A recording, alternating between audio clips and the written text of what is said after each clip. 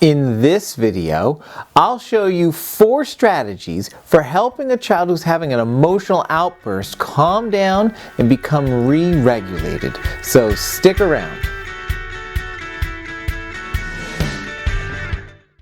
Hi everyone, BJ here. Welcome to Little Rooted Minds, where we help you empower your kids to think and thrive. There are endless ways to help a child calm down who's struggling with self-regulation. But you know what? We don't always have lavender essential oil and bells or light music and dim lights available to us. So today we're going to look at 4 strategies that you can use just about anywhere when your child has an emotional outburst and you need to help them regulate right now. Now, as we get started, please make sure to subscribe to this channel and like this video if you're finding this series on self-regulation helpful. As I mentioned, there really are countless ways to teach calming strategies to children, and the 4 I've selected here certainly aren't the end-all. There certainly are lots of other ones, but they're 4 that I have found to be very effective. Kids can learn them pretty quickly, and they really can implement them anywhere and even independently if they have practice with them. So the first one I like to teach children is pizza breathing, and pizza breathing is really a way to describe taking a deep breath in and pushing the air out, because when we just tell kids take a deep breath, they often suck in the air too deep and they push it out and it doesn't work. But when we teach them pizza breathing, we give them an image that lets them understand the type of breath they should take. So we teach them to hold a slice of pizza right here and smell that pizza, and then help the pizza cool down by blowing on it. And we smell the pizza with our noses, and we cool the pizza down. And in doing that, we're introducing a whole lot more oxygen into the bloodstream, into the brain at that moment.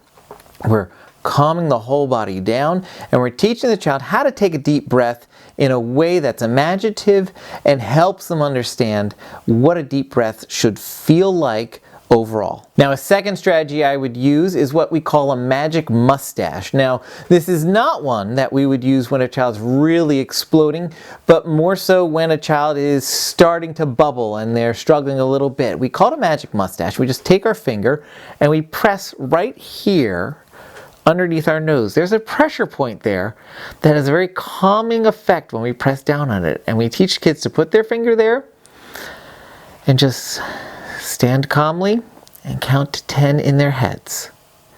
And in doing this, we slow their bodies down a bit. We put pressure on this pressure point right here, and it brings a calming effect to that child. Sometimes crossing their feet at the same time also helps, because you're starting to cross a midline as well. Our third strategy is what I call quiet lap. And really, this is great when a child's just starting to become overwhelmed and you have a spot where they can go sit for just a few minutes. And what you do is you have them sit kind of crisscross with their legs, and their hands should be on their knees, and you have them hold their hands up over their eyes, and they kind of tuck their chin in, and they just sit and they relax for a minute. And they can take a couple of deep breaths in and out. And while they're doing this, you can talk calmly to them and just tell them to imagine their bodies calming down and feeling looser. And when they're finally calm enough, they can take their hands off, or when you tell them, you can do a countdown. They can take their hands off, and they can look back up, and they can have calmed down at that point. Some kids can do this pretty naturally on their own even, and if you have a spot in your house, a little quiet spot where they can just go and sit and do this, that can really help too. I mean, what better way to encourage this than if kids can just choose to go do this when they feel like they need it? That would be really providing them with independence when they can do that. Our fourth strategy involves crossing the midline, and I often call it a self-hug because that's usually how I do it, but there's a couple of ways to do this. So the self-hug is having a child stand straight up and down. They can cross their legs over each other, and then they take their hands and they just give themselves a hug, and they kind of squeeze their shoulders together.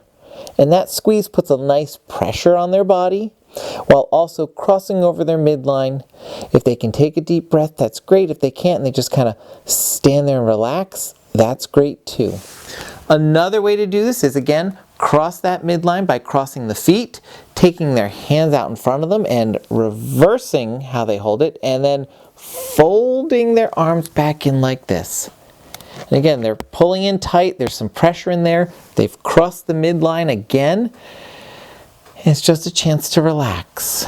And when they're ready, they can release it. Again, you can do some calming affirmation words or calming words just to help them calm down at that point. Or it can just be a quiet moment where they just kind of stand there and gather themselves at that point. So those are my 4 favorite strategies to help children calm down and self-regulate. But here's my question. Do you have a favorite strategy that you use with your child to help them calm down that you found to be very helpful? Go ahead and put your strategy in the comment section down below, because you never know what's going to work for kids. Sometimes one strategy works for one kid, but a different strategy works for a different kid. So help all of us out and put a comment below of what works for you. Thanks again for watching. I hope you're finding this video series on self-regulation empowering both for you and for your child. And if you are, make sure to give a thumbs up to this video and share it with others that you know. Also, don't forget to subscribe by hitting on that circular logo that appeared on the screen right here, and check out some of our other videos. And also, always remember, it takes a big heart to grow little minds. Thanks, everybody.